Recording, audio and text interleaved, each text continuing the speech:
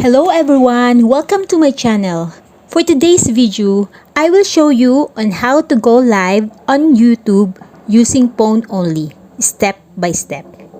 So first, tap this YouTube, then tap this plus sign down below,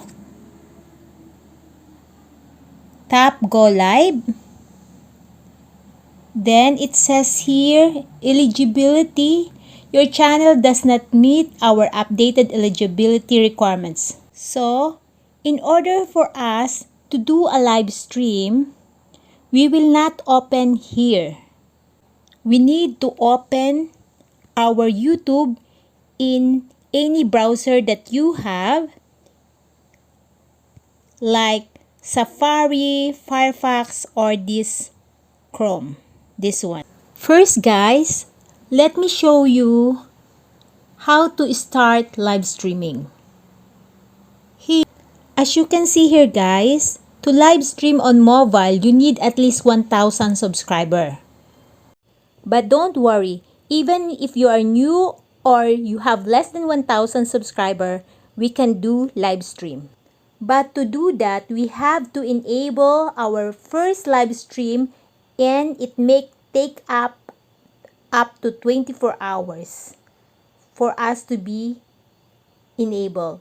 They will verify our phone number. But if already verify your phone number, we can go ahead to do a live streaming. So now let's start. For us to do a live streaming, we need to open our YouTube app in any browser that you have. For example, Firefox, Safari, Internet Explorer, or this Chrome. Tap that one, then type this www.youtube.com, then okay, then tap this three dot up, tap this desktop site, then tap this webcam icon, this one, tap, then tap this go live. Now guys, when you encounter this one, to start streaming, allow access to your camera and microphone. So maybe our camera and microphone is black. So we need to allow that one. So we will back. So just go back. Or just open again your Chrome. And then tap again this three dot here. Tap. Then tap this setting. Scroll down. Tap this site setting. Tap. Then first tap this camera. Then here, as you can see, it says here black. So we have to allow that one. Just tap this, then allow. Now it's, as you can see, it's allowed. So we'll do also that one for this microphone. Tap microphone, then allow. Now we will go back there to check. So again, we'll go live. Here, as you can see, your current browser doesn't support streaming. Download Chrome. What we're gonna do, again, tap this three dot, tap, then tap this desktop site, tap. Now let's start, but see to its own webcam. Now here we will create our stream, this title, the description, thumbnail, playlist, our audience, and I'm putting always no, it's not for kids. Now let's put our title. I will just put live tour, and then in the description also we'll just put live tour. You can put 5,000 letters here. Then category, I will put travel and events. Then you can upload this thumbnail. To upload the thumbnail, or you can take a picture if you want to. But if you have already in your gallery, tap that, then you are here already in our gallery, then select. Then here we already have thumbnail.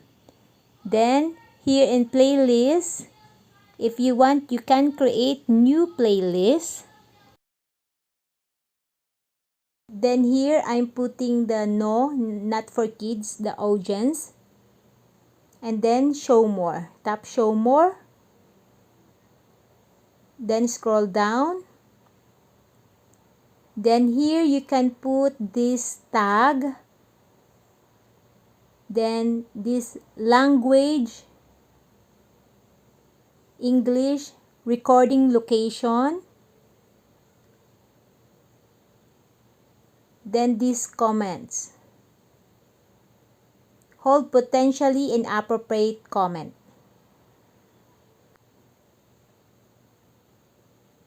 Then now if it's all okay with you, tap this next. Tap next.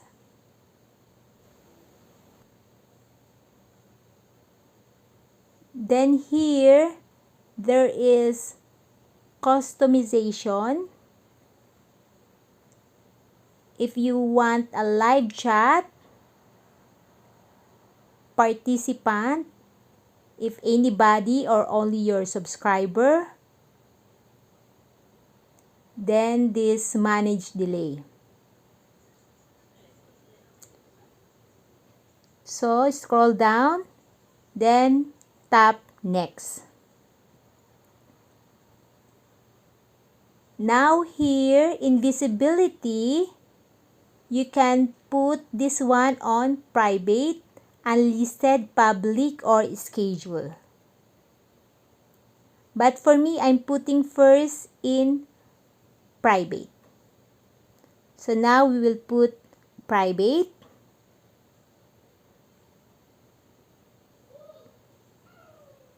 If you want to schedule, so it's up to you guys.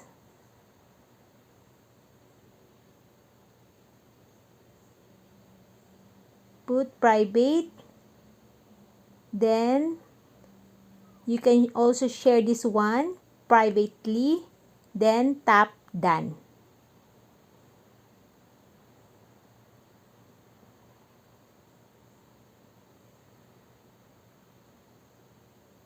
Then here, this is our screen. You can also edit from here. Tap this edit. Then you can also share. So first, we will try this edit. Here, as you can see, you can edit everything that we put previously.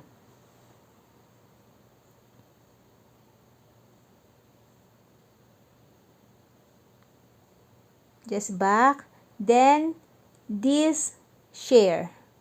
You can share this one on Facebook, and also you can send the link to somebody. Just copy the link. Then you can send to somebody.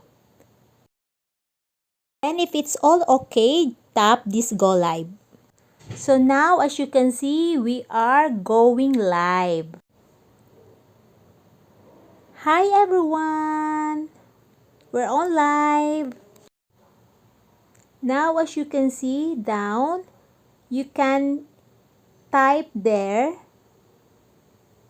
While you are on live, you can message somebody. So we will type now. You can put also this smiley.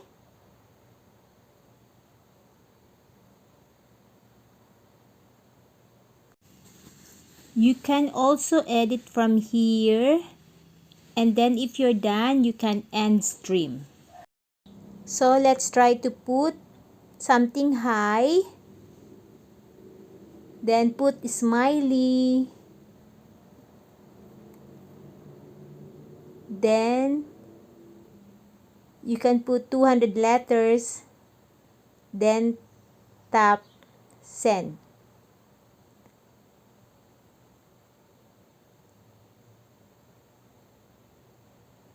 Then here, as you can see, welcome to the live chat. So you will see from here who will be the one to live chat or message you. Here also tap edit, then you can edit all the previous one that we put. You can even edit your thumbnail. Here, as you can see, your stream will stop immediately and you will no longer live. So, just tap end. Here, as you can see, this is our stream finish.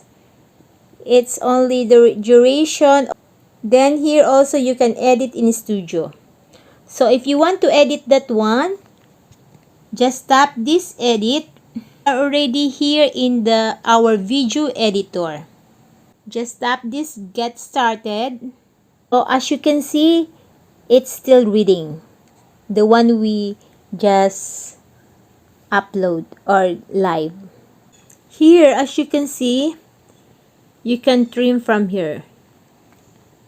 That is the good thing if you want to private first your live stream. Tap that pencil. Then here, this is our video details. You can choose also from here your thumbnail if you want to use this. Now we will play our video. Then this is the one So now. now we are already live. Hi! Just close this. Then go to your YouTube. Then go to your YouTube. This one. Here. Tap. Then here. This is already here. When we tap our channel, as you can see, it's already uploaded in our channel. And it says here live. If you want to be public now, this one, you can go to this YouTube Studio, or you can go from here, the YouTube Studio, tap your profile pic,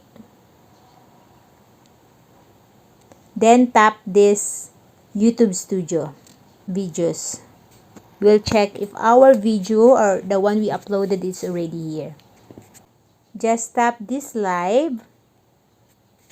Tap live. Then here, as you can see, it's already here in our video, the live. Tap.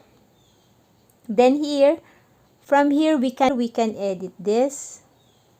So just tap this one if you want to edit.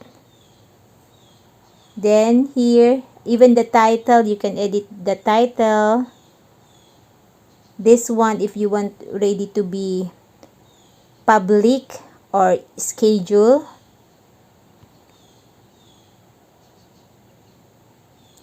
Then here, advanced settings also here if you want to change. Then if you want to change also your thumbnail, just tap this pencil again, then tap this pencil, tap. Then from here you can change your thumbnail. So this is YouTube suggestion, but if you want to change, just tap this change, tap like that. So it's already changed. So just select. Then now this is the one. Then if it's all okay with you, tap this save. We're done, guys. If you learned something, please give it a like, share, Comment down below if you have any question and don't forget to subscribe. Thanks for watching. See you in my next one. Bye. God bless us all.